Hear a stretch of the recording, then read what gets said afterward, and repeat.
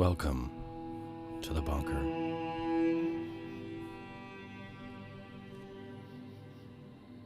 This is a special edition. I was trying to think of a cool name for it, like The Bunker Unplugged, or The Bunker in the, I don't know, in a deeper part of the bunker. I don't know. Either way, I have set up a makeshift studio in another part of the studio. So perhaps it could just be the bunker in another room of the bunker.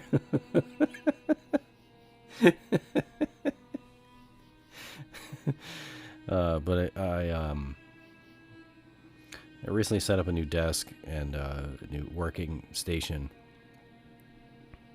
in another part of the studio. It just feels more comfortable, more intimate, more informal, I guess you could say. And I really wanted to sort of continue to do episodes of The Bunker, but also address some different issues, some different things, but in a more informal way. You know, I wanted to keep doing more episodes, producing more content, but I have to be honest with the UAP report and the UAP task force, and the government getting in, quote unquote, involved now at this point. At this point, we know they've been involved for decades. It was sort of discouraging. It was not sort of discouraging. It was incredibly discouraging. It was incredibly disingenuous of them to assume. I apologize for the noises in the background as well, because it's just a nice night. I have the windows open. It was incredibly disingenuous of them to speak to all of us, the people of the world, the American people, citizens of the world that are interested in this sort of thing, and citizens of the world that know that people, that governments, organizations, not just Blue Book, have been looking at this and been investigating this, have been talking to witnesses, have been shaking down people, have been in some cases threatening people for decades and decades. And I wanted to move into this, away from all of the podcast equipment and the soundboard and away from all the lights and into a more intimate, informal sort of setting, so I could just kind of riff and talk about stuff, things that I see, in my Twitter feed, for example, news clips. Yeah, and just kind of talk about it and just give my 2 cents for whatever that's worth. One thing that, oh boy, perhaps it was a bad idea to leave the window open.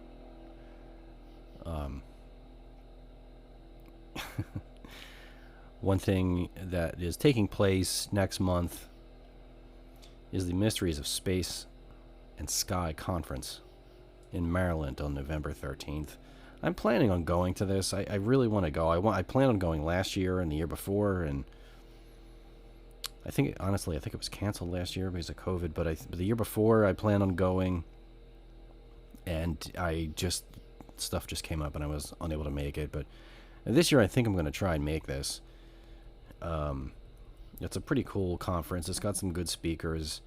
I know that Colonel Charles Halt from the Rendlesham case is going to be there, and it's at an Elks Lodge, which is pretty cool, in Gambrillis, Maryland. So there's some pretty cool speakers that are going to be there. Let me see if I can find the calendar of events. Hold on, let me see. Wait. see, after missing a year because of COVID, Mysteries of Space and Sky, one of the longest-running UFO conferences in the country, returns. Yeah, so that did not happen last year. One of the most compelling cases in UFO history occurred in 1980 at American Air Force Base in England. They were excited to bring back the man who was the deputy base commander of RAF Bentwaters at the time, Colonel Charles Halt, who will review and update what really happened in that dark forest in December of 1980. I would be interested to hear his take on it, because I've seen clips, I've heard him speak about this, and many of you have probably heard about this case and have seen details of it, and are probably at least somewhat familiar with some of the details. But Colonel Halt was present when this, I think it was the second night or third night. This thing repeatedly showed up, and he at one point, went out with some security police, ran out to chase this thing down and figure out what the heck it was. And there's all kinds of theories that this was an extraterrestrial, this was a spacecraft, this was secret military technology. I've heard, theories about there was sort of a mass delusion experiment, which, given what the CIA's had their hands in, I put nothing past those people. Based on what the CIA's done, I would not put past them that they would just take a giant, some sort of, some way of administering LSD to like a miles radius. And they'll just sit back and just like, hey, let's see what happens. I honestly, I would not put anything past these people. So that's a theory. But he was there, and he had a recorder in his hand, and he was recording what he was witnessing and what others were witnessing and what was unfolding in real time.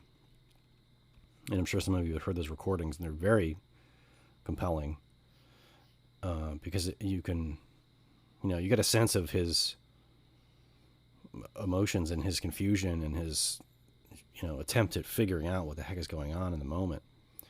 So I would like to see him speak. So he's going to be there, which would be pretty cool.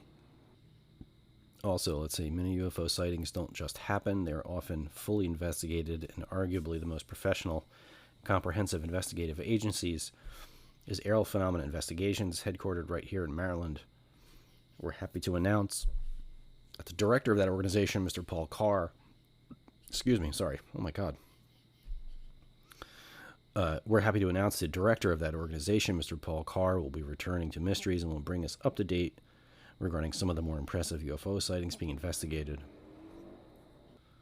Let's see. Additionally, MUFON board member Rob Switek will present his popular annual event of recent events in ufology. MUFON always, is in the mix to one degree or another, so that'll be interesting. Backed by popular demand with his own update and a revised book to author Barry Copeland, who will discuss what the late famed ufologist Stan Friedman described as a sighting, which is in the top 1/2 of the top 1% of all UFO sightings. Many were unable to see Barry when he last appeared, and others asked to have him return. Barry has written several highly regarded non-UFO books, but his most recent UFO book describing his amazing sighting is Close Encounter at Smith Mountain Lake, Virginia. Additionally, we are pleased to announce that TV personalities Ben Moss and Tony Angiola will update their memorable presentation on what has been described by ufologist icon Don Barlinger as one of the most compelling UFO sighting events in history, the 1964 Socorro, New Mexico incident, which to me is one of the most legitimate sighting cases that there is out there, because not only did a reputable individual report this, but there was physical evidence photographed and reported by investigators. And I feel that Lonnie Zamora's actions after the event really speaks to his personality and his integrity and lends more credence to his testimony, in my opinion. And so Socorro incident is up there. It's easily in my top 10 most compelling sighting events. And I mean, we have to. I think a lot of real important details and facets of the phenomena get ignored because of celebrities, because of big events and big hoopla and release videos and buzz on the internet. And I feel that a lot of really important details and implications of those details are missed with the current state of information and how that's distributed. The internet is a double-edged sword. Sometimes I think it's got four edges on it, but it's at least a double-edged sword in that, yes, it is this at times torrent of information, this like overflowing river of information, just like coming over the banks and just barreling into everybody, which is great because there's lots of information, but at the same time, it's horrible because it's so much information. And, I think back in the day when you had handwritten reports and you had, photocopies and word of mouth, information was a lot less insidious. It was a lot less, it didn't spread so far so quickly. But I think that's a good thing in a lot of ways, because if to just point out one example of a case that I worked on personally, not the original case, it was something I followed up on, but on the Stonehenge incidents, on the very first episode of this podcast was the result of that trip up to North Bergen, New Jersey, which is just about an hour up the road from me, where I live here in Mount Holly. But I found some very strange things happened when Beth and I went up to investigate that case, and it was a special thing for me because it was. Yes, I learned about the case on the internet. I was not familiar with the Stonehenge incidents. I found all the information online, but what I was able to find online was the original case file. What I did is I took that case file and I read over it. I read it. And I read it and read it over and over again, and I took notes. And there was even a couple of great maps that were hand drawn inside that were very detailed, that gave a great description of where the events took place and where George Obarski was when he saw the craft, when he saw the lights, when his radio went out, when he saw the beings. Like, it was all laid out. And fortunately, I was able to drive up there and trace his path. But I did so based on the case report, on a typewritten case report. And I had it in my hand, and I carried it with me. And I walked up and down, and we drove up and down and back and forth. And I'm glad I had the typed report in my hand, because that was a condensed, 100% autonomous piece of information. It was the report that they wrote based on the eyewitness testimony. And to me, that was a purer form than if I had hit 75 different websites, all giving a piece of information and me kind of trying to puzzle piece everything together. I had the entire story, and I took that in my hand and I went up there and I walked around and I traced the witness's path, and weird shit happened. A couple of really weird things happened. And I'm just thankful that I had that original chunk of information in my hand that I was able to look at. And for a couple of weeks before I drove up there, I was reading it and rereading it and taking notes and scribbling and crossing this out, and and it gave me great respect for the different cases that, like the Stonehenge incidences and like the Socorro incident, where you have credible witnesses that are obviously emotionally affected by what they saw, and where there is physical evidence of what took place. There was physical evidence. There were multiple eyewitnesses at the Stonehenge incidents. on multiple nights. And there was physical evidence left. These little scoop marks that George Obarski reported, made by these beings who had these little backpacks and shovels, which sounds ridiculous. It sounds like it was staged. It sounds like it was a play, like it was put on for him, like a performance. Nevertheless, I mean, he brought investigators back to the spot. He brought his son back to the spot, and they saw these scoop marks. And even over a year after this took place, grass would not grow in these scoop marks. Now, I don't know what that suggests, but it suggests to me that something happened there, and it corroborates his story, and it's super weird. And yes, I did walk up and down and back and forth across that baseball field and up and down that street, looking for little spots where grass was growing. I didn't see it, but that was reported that over a year after this took place, that the scoop marks were still visible because through rain and erosion and stuff like that, the holes filled in, but grass didn't grow in these spots where these holes were dug. So I'm like, what is that? So there's a lot of parallels between the Stonehenge incidences and the Stonehenge incident and the Socorro incident because there was physical evidence. There were burned shrubs at Socorro that Lonnie Zamora reported, took place when this craft took off, and I mean there was trace evidence that what he was saying was legit. Pretty amazing case. Like I touched on earlier, I've been a little discouraged with. I don't want to say discouraged with the paranormal, but just discouraged with the UFO situation as of late. And I'm just sitting here. I'm scrolling through Twitter right now because I'm trying to find the post that I saw earlier that it's supposedly that there is evidence that the government is setting up an official task force, like it's a done deal, like it's my Twitter feed's interesting. I have, like, I'm following some I guess you could say mostly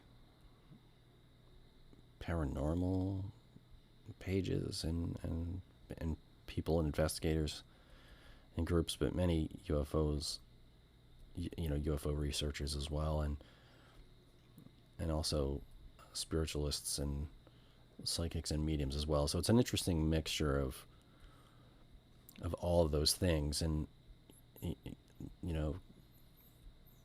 several other researchers and I have, we often have conversations about the fact that all of the phenomena should not be grouped into different camps, and that psychics and UFOs and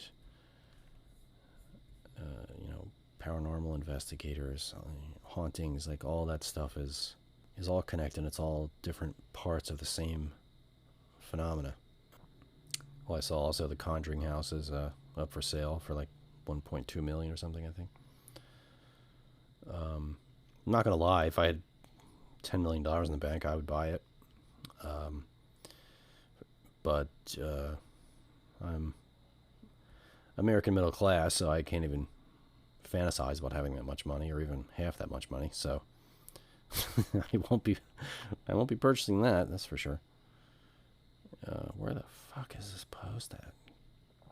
One thing I did, I've been paying attention to is this controversy with.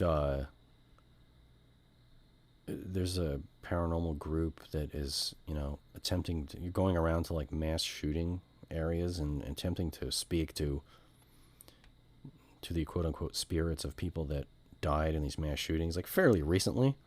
And a lot of people are commenting back and forth. It's mostly negative, and I understand why, because a mass shooting event is something that Americans are terrified of all the time because it happens here all the time, and the government isn't doing a damn thing about it, so it just keeps happening.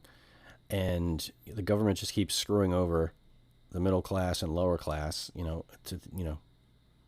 so people are just pissed and in dire straits, and it's getting worse. And I mean, I hate to say it, but this stuff is probably going to keep happening, and so this is something that's not a historical event. This isn't something like, oh, let's go to a World War II site or like whatever, like a horrible thing that happened during World War II.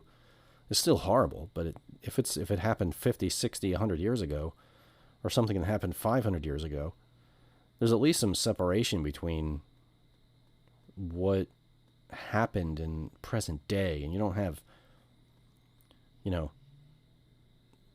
have relatives of the victims like living down the street right now.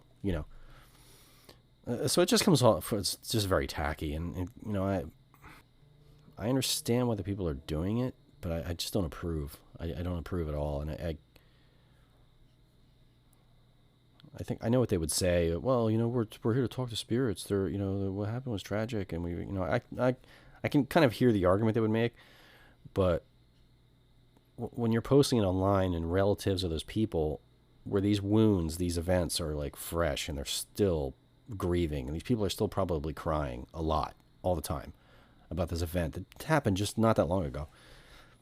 And it just comes across as just callous, and it just doesn't seem right. And the number of important historical events that you can investigate, the number of people that they're experiencing hauntings in their home, the people that you could help, far outweighs like this stuff. Like I just don't get it. I don't understand it. I don't know why you'd want to do it. I would feel very disrespectful and very tacky to agree to do this.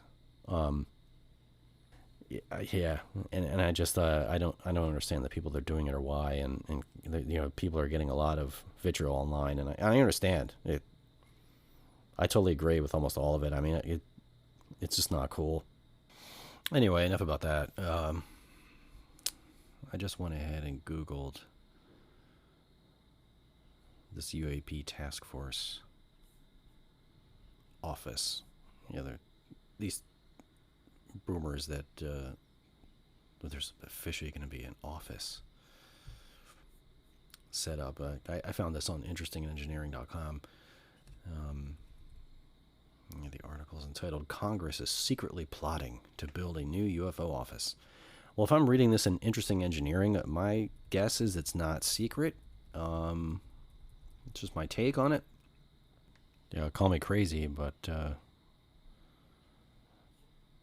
don't know. I saw this all over Twitter, and I just Googled it. Now I see it in a magazine article online, so not secret. But let's see what this article says here. Congress might step up its interest in UFOs, according to Department of Defense report made to the legislative branch over the summer that designates unidentified aerial phenomena. While it found no conclusive evidence of alien vehicles, there were two curious items in two intelligence appropriation bills that suggest Congress wants to build a new UFO office. I thought it was a UAP office.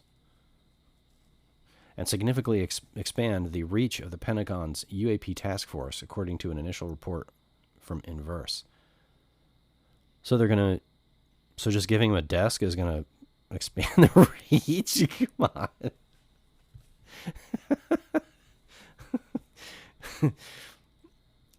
But this will probably examine so-called encounters under the assumption that UFOs are national security threats with earthly origins rather than evidence of alien technology. Well, even if you're punched in the stomach by a gray and dragged into a ship and have something shoved up your ass, that still isn't proof that there's anything from another planet.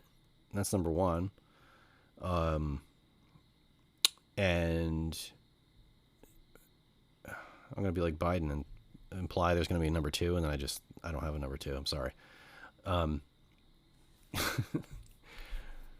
One of the proposed intelligence appropriation bills is called H.R. 4350 and is titled the Fiscal Year 2022 National Defense Authorization Act in the House of Representatives. The other, filed under S. 2610, is dubbed the FY 22 Intelligence Authorization Act in the Senate. While it's exciting to learn that Congress is taking more interest in UFOs, this likely won't be a full-blown search for advanced aliens specifically. On paper, the bills seem more concerned with national security than otherworldly aliens with big, black, dread-inducing eyes. Interesting. The UAP task force presented an initial report to Congress that revealed 144 sightings by the military and other federal officials from 2004 to 2021. And again, my number one and first critique of that was, okay, what about from the 1500s until 2004? At least the 1500s, probably earlier.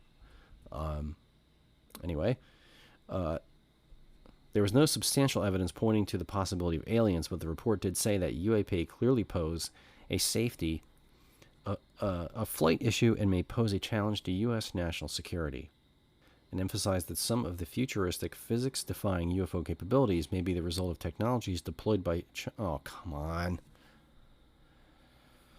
China, Russia, another nation, or non-governmental entity.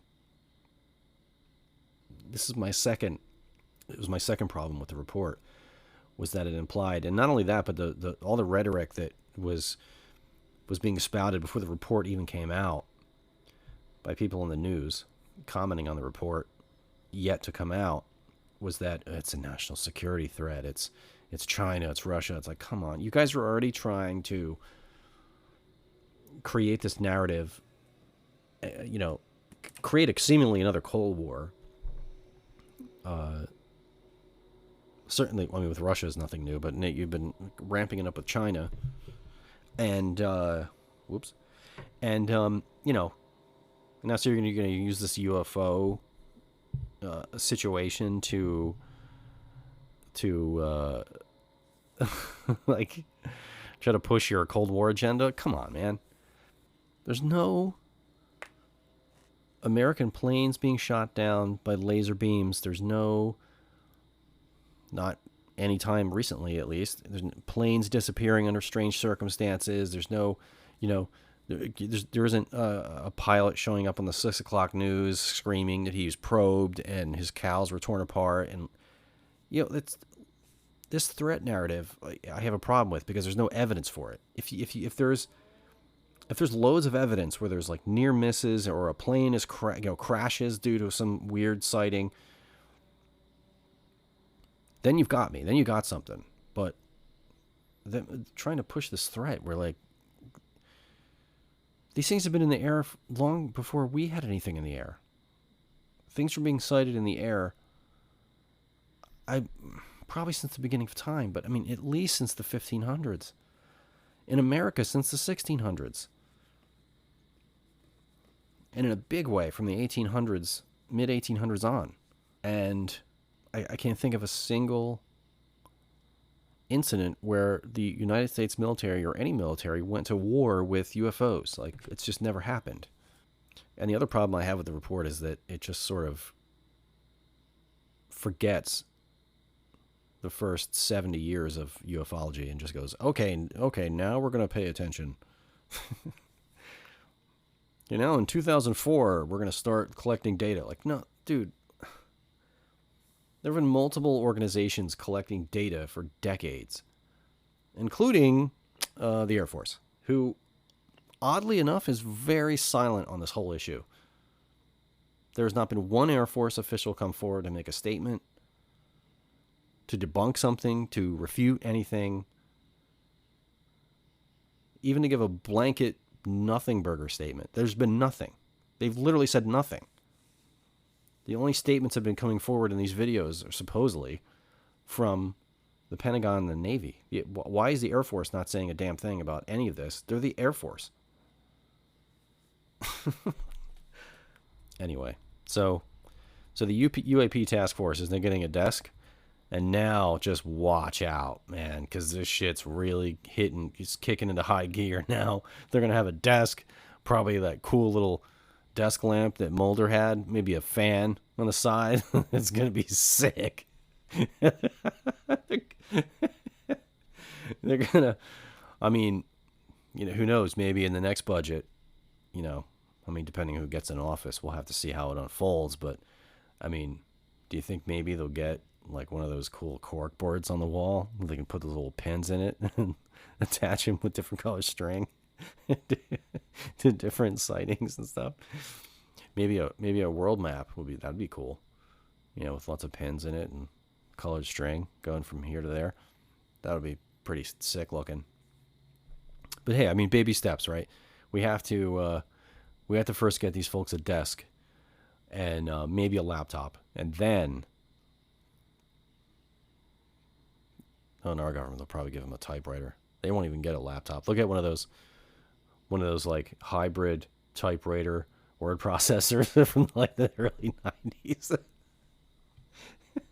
You slap one of those like floppy disks inside of it. And it has like that like 2 inch, not even a 2 inch like screen on it, and you can see like one or two sentences at a time. I had one of those. I thought it was amazing at the time.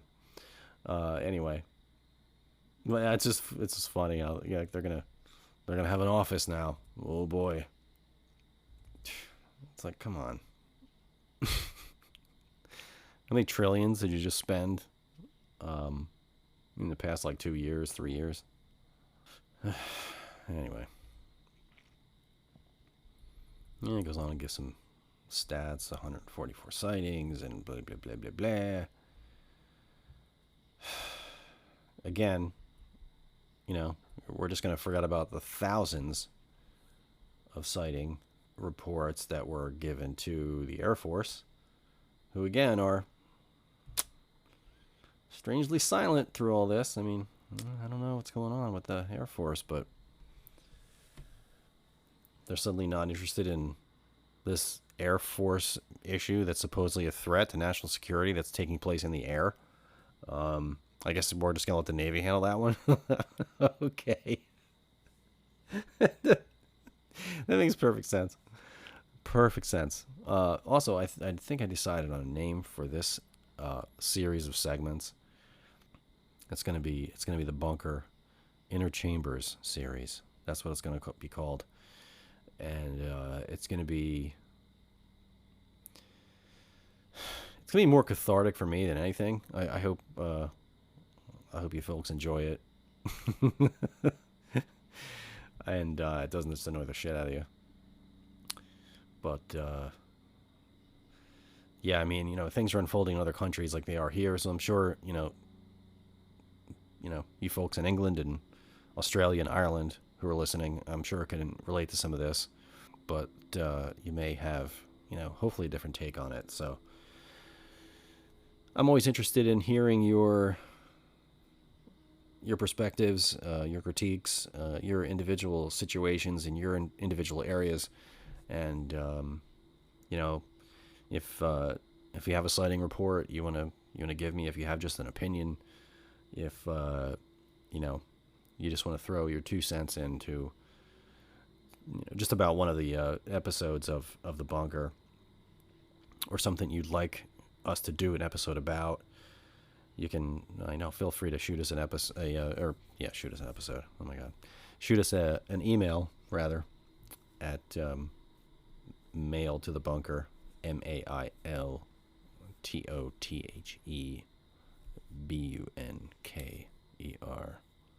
@gmail.com. Sorry, I was a little dramatic. And yeah, just let me know, your perspective, your thoughts, whatever. I'm interested to see how, what people, with the boots on the ground, with the people that are they're in the neighborhoods, talking to each other, looking at the sky, what's going on. And like I said in past episodes, if you haven't heard it before, I'm a paranormal investigator first. That's how I first got into this. I was always interested in UFOs and Bigfoot and ghosts and poltergeists and demons and all that kind of stuff. I was always interested in all the weird stuff, but I really officially, professionally, quote unquote, got my start investigating hauntings, collecting evidence and doing that sort of thing. And I still have a boatload of equipment, and I still investigate here and there. There's a couple private cases that recently we went out on, and I think we helped those people out, which is what it's all about. And I like catching evidence as much as the next person, but That's fun. We'll do fun investigations just for us, just to practice our craft or test out a new piece of equipment and or whatever. But at the end of the day, it's about helping people. And if also, if there's anybody out there that needs help, feel free to shoot me an email, mailtothebunker@gmail.com, and I'll do my best to help you out or to locate someone who can help you if I'm unable to. And there's some new things coming for the bunker. We're looking to do some guest spots on other podcasts, which will be fun. And keep you all in the loop about what's coming and what's going on. Again, any suggestions, feel free to shoot me an email. And I want to thank everybody who has been, following me on this crazy journey for doing so, and look forward to some more and different content and some, taking some different roads in the future. It's a crazy world out there. I hope everyone stays safe. That's another aspect of craziness that's going on right now. It's just everything with COVID and information and misinformation and mask mandates and all this crazy stuff that's going on. It's a mess. It's a mess, and I just hope everyone is well and stays safe. And hopefully one of these days we get to shake hands and share a pint in person. That would be pretty cool. Again, this is the inner chambers. This isn't in the professional studio. This is I'm going to have a decent mic in here, but and a pop filter, but this is bare bones back here in the inner chambers. All right. Yeah, so like I was saying, just thanks to everyone who's supporting the show and is following us, and look forward to bringing you some different